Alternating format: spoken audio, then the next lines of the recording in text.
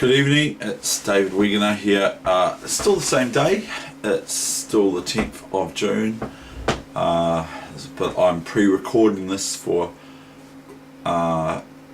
week 30, number 7. You can't see my eyes, can you? No wonder they say you're not allowed to wear your hat also in places like post bank or post office, where you just delivering a letter. They say, please remove your hat, please sir, get your hat off. Anyway, no wonder, because I can't hardly even see my eyes, so they can't see what colour my eyes are on for donating or for being an organ donor to the New Zealand, whoever gets my lovely beautiful eyes. Not that that will help them much, because my eyes aren't the greatest, but anyway, so it's a bit odd, isn't it, really? I mean, who will want my eyes at my age? I mean, let's face it. Anyway, I've got my Pam's coffee here, so this is pre-recorded, but that doesn't matter because I'm still going to do basically what I do tomorrow, the same all the day after, all the day after, all the day after. It's just going to be out of this great golden treasury of chess book, which is absolutely fantastic. So if you really want to get your teeth into some great chess book, that's one of them. The other one is Green Eggs and Ham. The other one is, because that's speaking about taking risks and coming out of the box that you want to hide in, or even if you're in a house with a mouse, or on a train in the rain, or all those sorts of things. Dr. Zeus has it down to a fine tea. And then Chess for Tigers is another fine book, and How to Cheat at Chess. Now that's another completely different story, how to cheat at chess, because there's no real way to really cheat at chess. Don't worry, I've tried, not really. When you do try to cheat at chess, David Weegenaar, oops, I've said my whole binomial nomenclature, which isn't completely correct because there is a middle name, but anyway, when you do actually cheat David Weegenaar, you end up losing because you just don't know what you're doing, Okay, now, so this is session, so the time is irrelevant, but the time here in New Zealand is currently 5:16 p.m. or 5:17 p.m. and this is a haka hat. So the haka, everyone knows what the haka is, but I don't know how to do it, so I'm not going to try and all that sort of thing. Anyway, here we go. Now what's going on here? Well, it says, please read, signed, Footsteps in the Sand, Kiwi.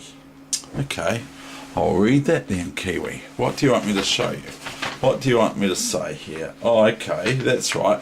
Kiwi went with me to an op shop here in Christchurch that they've given me a refund of $300, just as a credit note sort of thing. And the lady there yesterday, I paid for some items that came to $8.50, and she said, the lady behind the counter said, please don't tell me now what it is again. $8.50 away from $300. Okay, so she started to do her maths in her head, and also a bit of reckoning on the bit of paper that she had in front of her. Please don't tell me what is it again. So yay, I'm not the only one. So that's what Kiwi was saying to me, I'm not the only one. There's other ones out there like me that have to sort of work out the basics.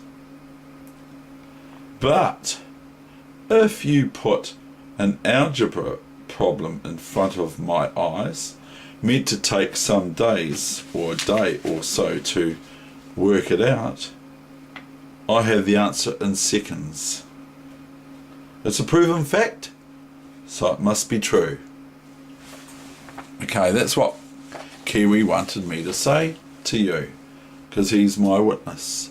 He is my witness, prepared to stand up in any New Zealand court of law. That's the fact. That when I have an algebra question that's really, really knobbly and meant to take hours and hours, and you can't even, you can't even get the answer from a calculator. I come up with it straight away. I kid you not. It's amazing, eh? You wouldn't believe it, but it's true. Anyway, we'll just put you aside for the moment, or we'll lie you down. Okay, you can go to sleep. You can hibernate till I get back from wherever I'm going. Okay.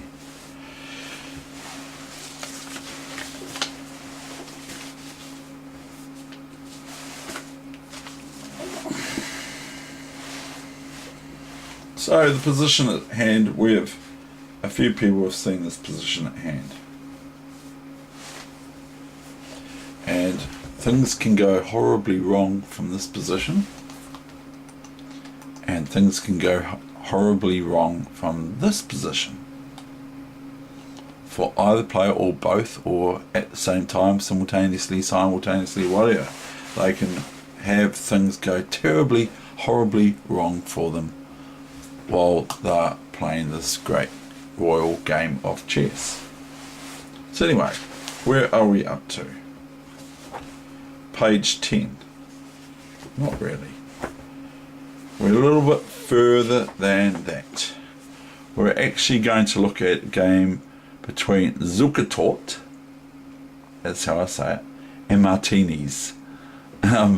So I'm not trying to make light or fun of their name, because they're quite cool, that's what I think. So anyway, here Zukertort considers this the best game he played in America. So that's where it's played. So where it was played was Philadelphia, 1880. I'll just put my reading glasses specs on because it's 1885. I was thinking it was at 83. A Zukertort masterpiece, Evans Gambit declined. And who is Zukertort? Well, I don't know him personally. And as well as that, Martine.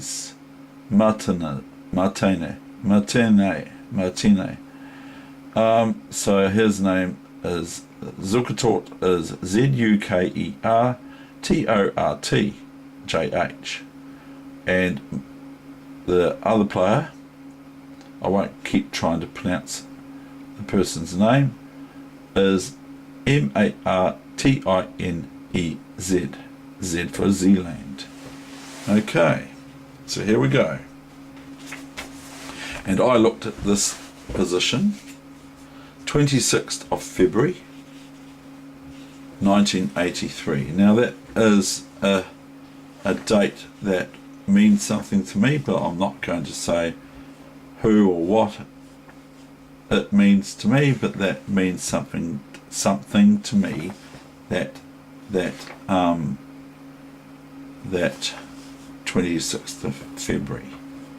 So this is played 1885, which is 132 years ago.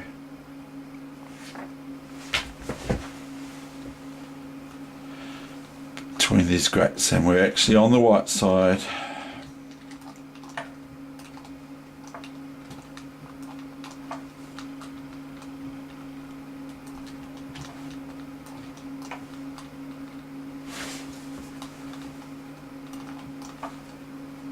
The Evans Gambit, not accepted, declined. Bishop b6, a4. If knight here, I'm not even sure, but white could take that pawn on e5. a4, a6. Apparently that's the better move than a5. a5 looks alright, but apparently thematically a6 is better than a5. I got told that by a strong Cantabrian chess player, younger than myself, who became the top chess player in Canterbury. No one could beat him. not here in Canterbury anyway. A6, C3. So pretty well sticking to my rule of thumb. Pawns first and forget about your pieces. Oh, this, another pawn move. A5, bishop A7. Now, as I've said before, I like a bishop here hugging the back, sort of like almost off the board, eh? But if it's here, you can't see it, can you? So it sort of becomes a wee bit of an invisible bishop on A7. You just about forget about it as white, but that can be to your peril. If it's hiding here, you can't see it, can you? And when it comes out of its cave, like that's why I thought with Kiwi, maybe Kiwi could hibernate for this cold winter that we're having here in New Zealand. So it could hibernate here on what square would that be anyway? That would be sort of like something else than A, because there's A and B. So that square there, what is it called? That square right on the left of the rook, directly abreast to the black rook on A8. What would that square be called? I don't know. It could be Z8. It could be I8. I8 what? But anyway, so bishop there is, it's almost camouflaged and hidden away. So white has to be careful not to forget that it exists on A7, even though it sort of can't move out here, here, here, or here, because it's just going to get taken, eh? If it goes back here, even more harder to see for white, because then it probably wants to come back out here again and say, oops, I made a mistake, I'm going to come back out again. Hello, I am still in the game, aren't I? Can I get my ticket to go back from B8 to A7 again? So I'm looking at these pawns all where I can't move anywhere except for the F2, and that doesn't look very good because the king takes it. So anyway, bishop A7, I have been, by the way, as you can tell, I've been bitten by that bishop on A7 a number of times. So that's why I'm making light of it. But it's not really fun when it happens, because they say, this is what I've heard grandmasters and that say, everyone loves a good swindle. And I've said it the other day on the net. Except the one swindled. G3, Queen E7. Knight BD2. Knight F6. Watch this. See, Knight F1. H6. Look. They're just breaking all the rules. Knight G3. Almost looks familiar. Knight D8. Castles. Still not developing, but getting closer to connecting these rooks up. Bishop E6. Oh, look at this. Copycat. Bishop A2. So, but the thing is this bishop is contrasting that bishop. So this rook can never move here, can it? Because, well, it can move there, but it just will lose material to bishop A2. But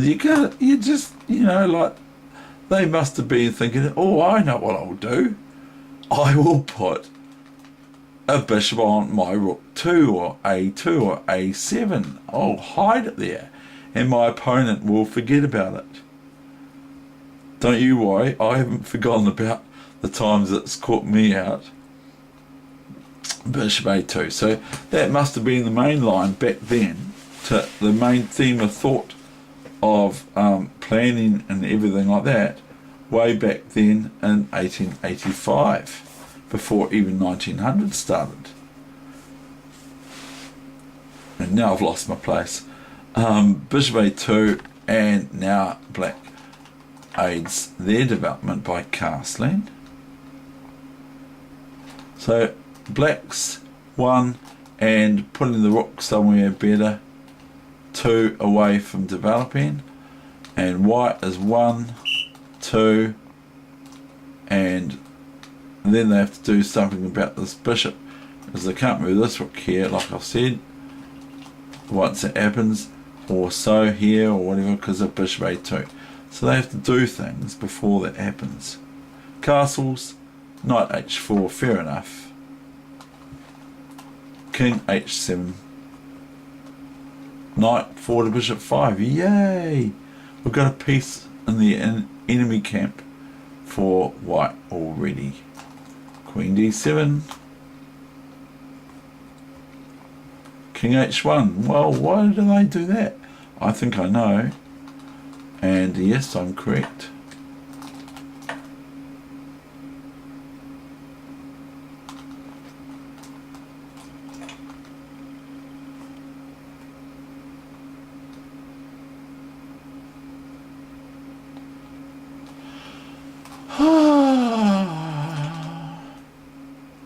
Queen's bishop takes, bishop it says.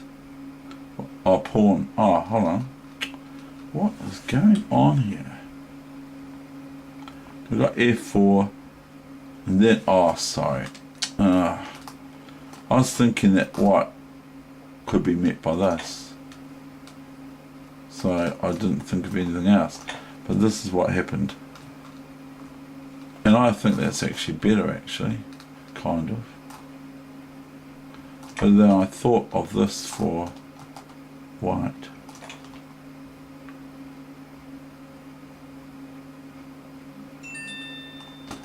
And now if knight here or something, bishop here is possible, but it's probably not the best move. Or can't do that, Dave. Here is possible, but it isn't because of g6. But it's probably still possible because of this. And if this, then we can take this, you see. But I'm just analysing, and we're threatening this. So if queen takes queen, knight g4, and then chop here or there. But yeah, probably here, maybe. Yeah, that's all right. Here, and then make the rook move, and then bishop here. And if the knight moves, then it's chop. But I mean, I'm not even sure.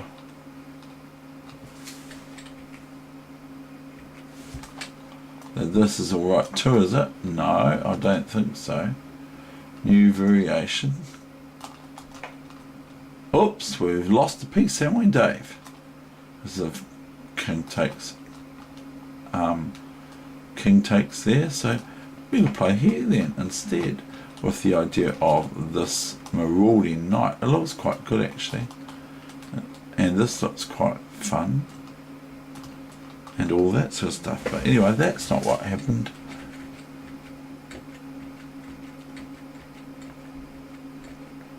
This is the beauty about computers, is you can go back without any trouble. Chomp. And this is the new main line. You should know that, computer. You must have seen this game from way back then, 132 years ago. Pawn takes pawn.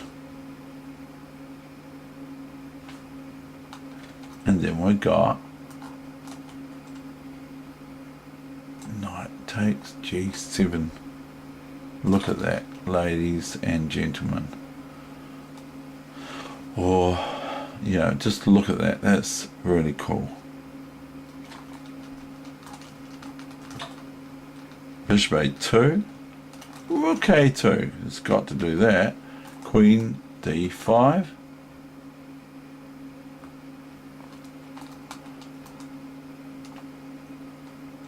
Knight 7 to rook 5 to h5.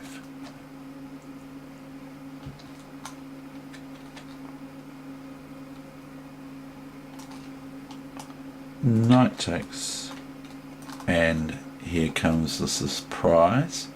Knight takes. So that what happens with this? I hear everyone and their dog ask. Well, immediately my first thought is this. It isn't. It isn't. It is. It is. This is my immediate thought. And then the only move that works here is this. This is no good for black to defend themselves, because the knight f6 check and queen takes rook on g8 with the queen checkmate. So black can play this, can they? New variation. White, this is what white had to work all this out. Queen check. Now comes either this move or this move. Now I'll go with the first one, which is the easy one for me to even see myself, which is this, check. Okay, now knight is no good because of queen g7 checkmate, or if you want to be a pain, you could go queen takes h6 check, or you could go bishop h6, or you could go bishop e5 and everything like that. So like if this, you could go here, here and here, checkmate. Aren't they cool languages, some of them? And so bishop e4, queen f6. So if king here,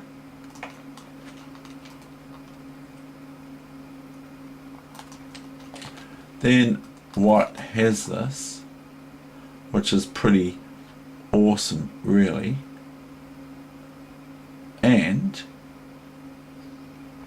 yeah, I just think it's just there, and that's pretty final, because what's black going to do about this move, short of trying to stop it from moving there? There's nothing else works. Even if the black king gets a luft for their king, then the computer showed me this one, to be honest, is that's checkmate. So anyway, we're going back. So this is, the thing is with these old games, is they're very, very informative usually. And so we have to, it doesn't say, oh by the way, this is what happens if black takes the rook on a2. We just have to find it. So that's good for anyone's chess. Knight check, king here, because it's check, queen takes. Checkmate. It sounds pretty basic, doesn't it? Sounds like he's sort of like toiling with us, the computer. Probably is. It probably thinks, mankind, when will you learn? Duh.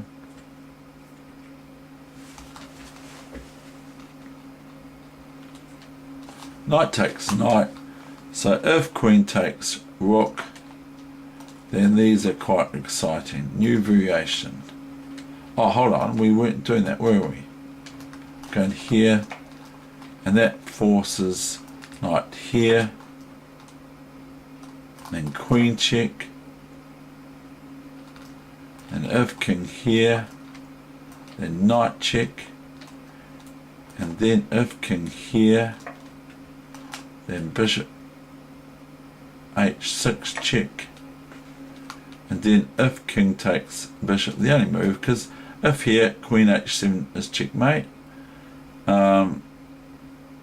so that's, or if you want to, you can go here. Okay, it doesn't matter whether the knight takes or the king takes. There is checkmate. It doesn't matter which move, but either the knight can take the bishop on check, or you have just checkmate here. Depends how you want to do it. If you want to look spectacular, do it bishop g7 first, and then see if you can still play around with the position, as I can show you more positions for white to play around with. Now this, not here, because then you lose for white. Here check, and then the only move is here. Here check if you want to drag it out, and here is checkmate. Okay, so that's one line. I'm not saying that the person at the other side of the board went to play queen g4 after queen rook takes rook, but that's what I'm looking at as a possibility. Plus I like the way the queen can come in here and it looks quite devastating. Now, can I find something better for black here? Let's not forget this bishop that's sitting down this diagonal, but I don't even think there's anything here. Anyway, black plays f5. New main line, you should know that, computer. And now comes rook d2. All of a sudden white's gone on the defense. e3 and rook e2. Queen f2, f7, and bishop takes king's pawn.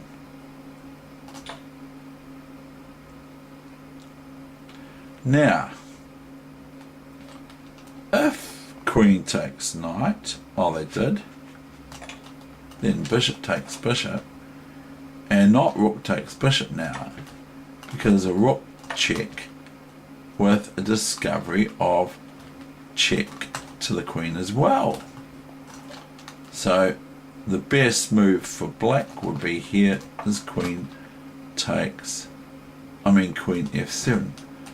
It's otherwise, well, it's neither here nor there, but this is quite good for white, as I'm sure you would appreciate. Now, where does the king go? Up here, then here's check. Up here, then here's check, and winning the rook. Up here, then here's check, check. Now let me get my bearings, please, because I'm not studying these games like I say. I do. Check here can happen, or rook here can happen. And then if king here, we can go queen takes, and we've just got a wee battery here. That's an automatic battery that black has to watch out, white has to watch out for rook e1, check and all that. So we have to be forceful and take things, and they have to be checks and that sort of thing. So anyway, bishop a7, and black played rook f7. New main line, you should know that, computer. And then white plays bishop d4. Look at that beautiful, beautiful bishop. This bishop is a strong bishop, because it's beaming down on black's king position. Now, I saw this, I kid you not, I saw it. Rook, knight c6, and I thought, you can't do that because of that. Can you? It's funny, isn't it? Because if queen takes queen, we have, because the queen's attacked, we have rook takes rook.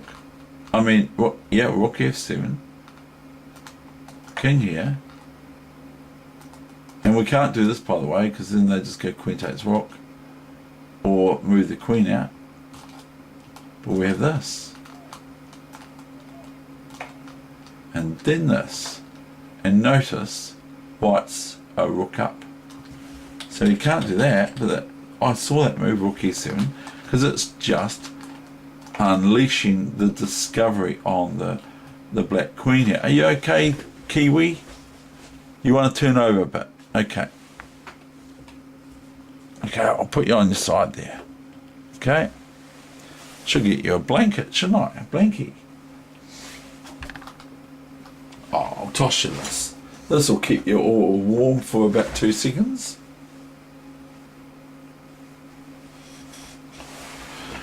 Ah, there you go. Cover up a wee bit. There, you look like an all black now.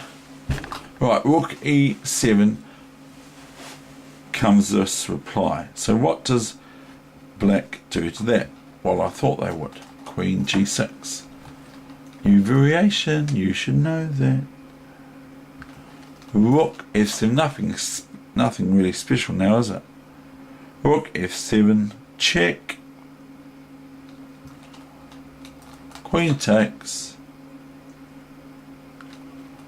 Bishop e3, retaining the dark squared bishop, which is quite strong and quite threatening as well, and thereby threatening g4 maybe, but maybe not, because I might be talking out of a hole in my head, because queen d5 looks like reasonable for black, but I'm not looking into it further than that.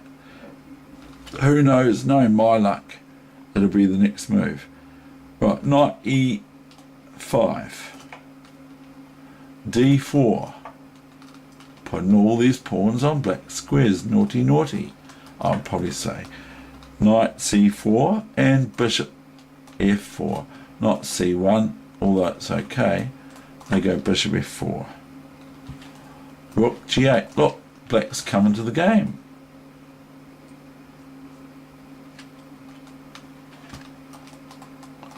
Queen d3. Now this has got little wee hidden things in it.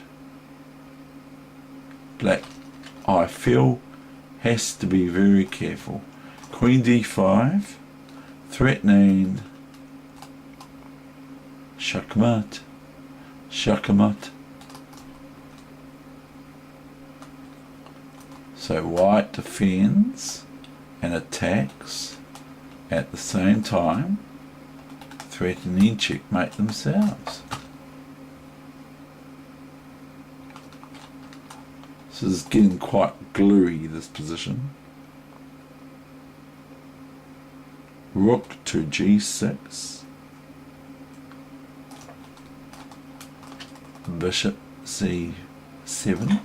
Might as well pick up that pawn. And white is not threatening this, by the way. Next move, because of queen. Not queen takes queen. And rook takes queen. But queen takes g2, checkmate. Even though the rook's pinned, it's checkmate, as the computer would say it.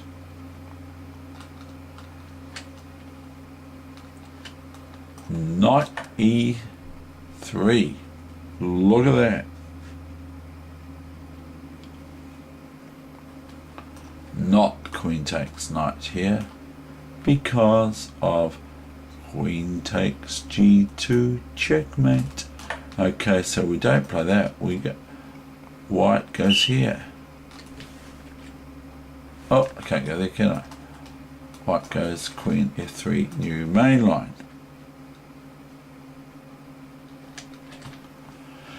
And now, if knight takes here, they can do that, but not really. Or you can go here, but then what happens is this. White wins material in exchange and gets their pawn back shortly thereafter with queen takes queen, and now there's nothing better for black other than losing major material. Knight takes, king takes, and now black would really want to take this, I believe. Knight takes, rook f5, and white can just position their rook on here, much to pawns coming up here. Iron Man, or whatever they're called. What was it now? This young lad said to me, with his mum getting out the car, one was dressed like Superman, and the other one was dressed like, I can't remember, but he was pretty scary looking. He said he was, some sort of robot man. I am a robot. I am a robot. And so, but I'm not a robot, don't worry. So, but he was pretty cool. And he got out and he was racing around. But one thing I noticed is that the attention span lasted all of about quarter of a minute. And then they were distracted with other things going on. So we had some quick flitty conversation, but after that, because they're only about 4 or so, 3, 4 years old each, these boys. Anyway, here we go. This isn't the line, but this is really, really good. Even if white has this rook taken by the knight, which is going to be a little bit of an exercise, white still has a one king and pawn in game. Once this is taken off by the king, this pawn, white still has a 1 position with king and pawn in game, with these 3 pawns here versus these 2. This one, the lonely Gertrude against the other lonely Gertrude on h2.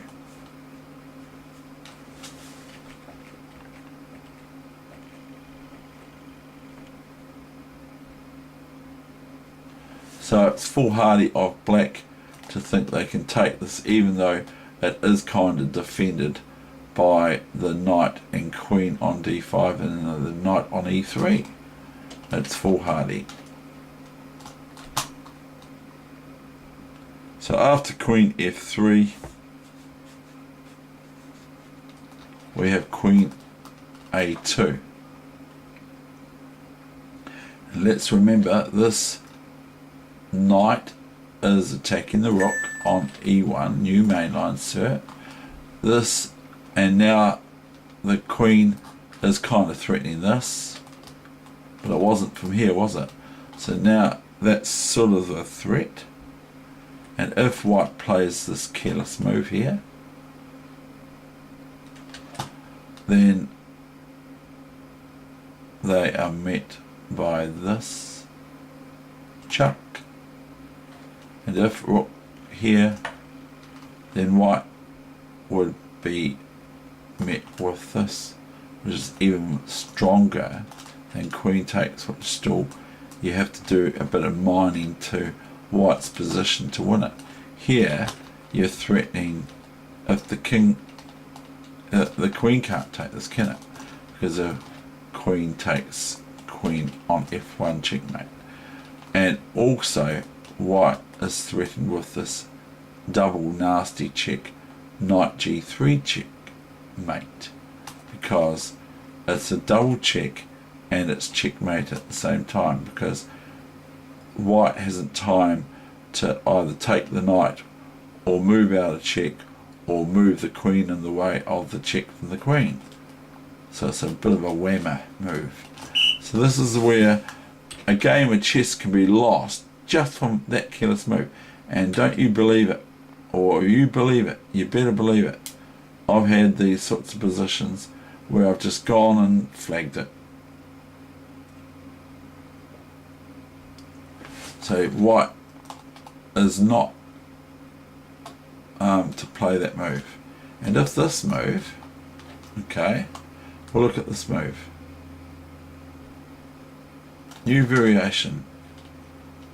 Black can actually play this, but it's no good because of queen takes knight. And it's flip flop, flip flop. It's like a ping pong match. There's rook h2 and queen g2 checkmate, or repetitive checks here, is not possible, as bishop h2 and white's got 452 pieces up compared to black.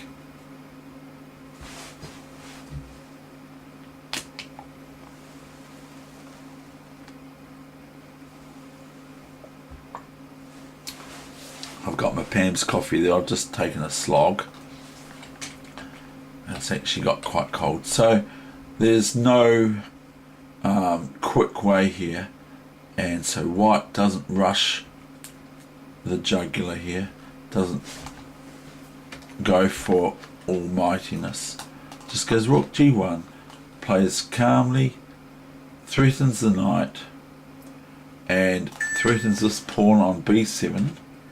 Yes, the new main line, sir.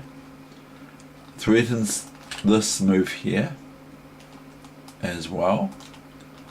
If the knight moves, then white can take this, because then the rook is defending this pawn as well with the king twice, so the queen cannot take it. If black had another rook here on g8, then it's almost possible not to take the knight on e3, because the result would be in black's favour. So here white plays the rook to g1 to only force black's hand, because this is protective now. And here comes this bishop back to life again. It's had a wee bit of a nibble on c7. It's grabbed that pawn, which is pretty important at this stage. And black is playing f4 now. And white just takes it off, because this checkmate is defended. Queen c4. Looks like white can lose this pawn now.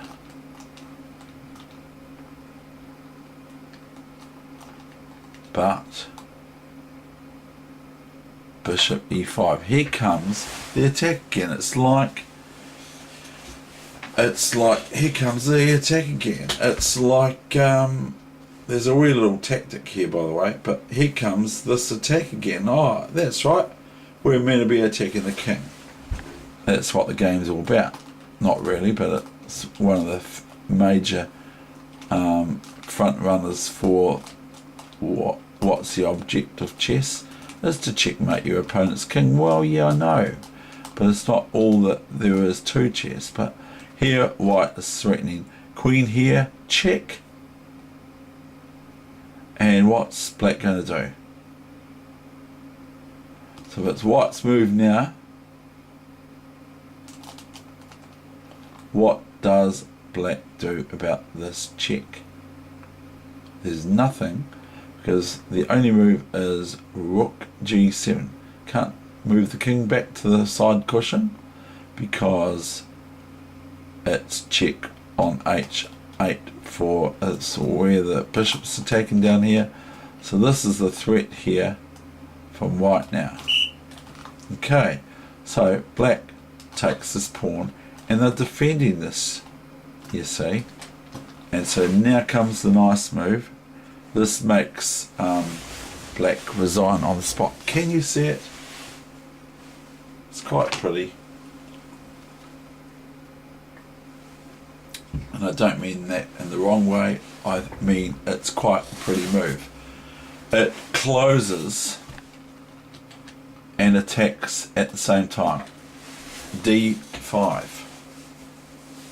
A hard move to see, but if you would look at this, knight takes here, queen here, and it's checkmate like aforementioned. If queen takes here, that's all right, and not queen takes here now, but either queen takes c3 and it's all over again, or bishop c3, and then after this it's not very healthy to move this rook off here. Very, very unhealthy. If here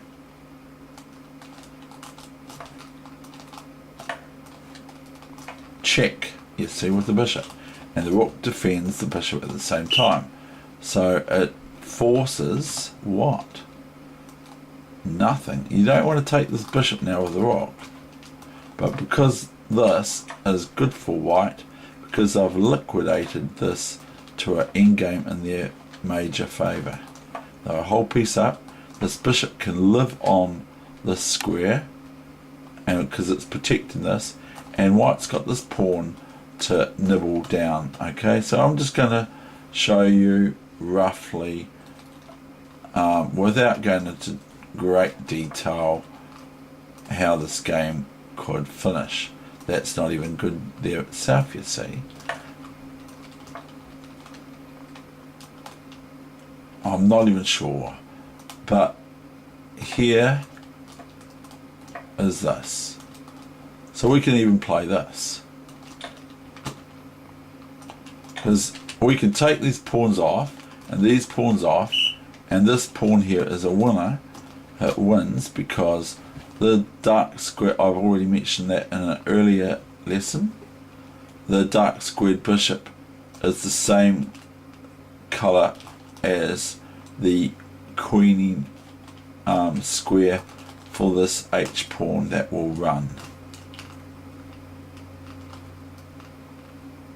So we just got this, this, this, and even if this, then this just keeps running. I better see who's trying to text me, because someone has texted me. Oh, okay.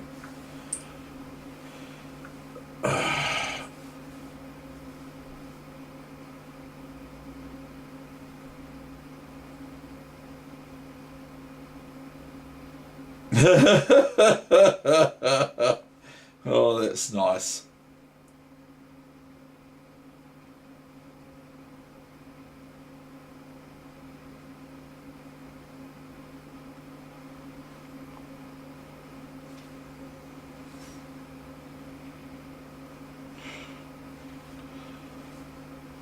Oh, that was very nice. It was a nice message I just got. Okay.